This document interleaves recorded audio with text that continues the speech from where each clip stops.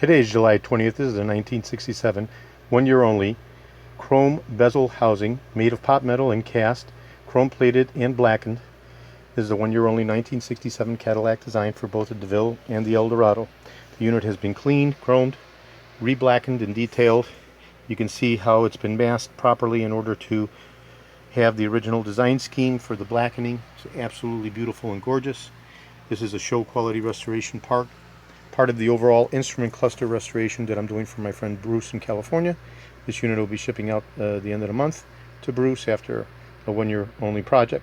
This is a 36-inch continuous cutout in accordance with the 67 design scheme, unlike the 68, which is much shorter. This is the non-cruise control variant, as it does not have the cutout portal for the cruise control. In this particular car, that's the way it was. So this unit will be going out to Bruce. I'll go ahead and turn it over. We'll take a look at the casting date and the casting number. And this is an original 1486536 with the 1967 date stamp. There we go. Thank you very kindly. This is George in Florida. I have over 75,000 original vintage parts for the 1967 to 1970 Cadillac. And I restore the steering wheels, instrument clusters, and steering columns.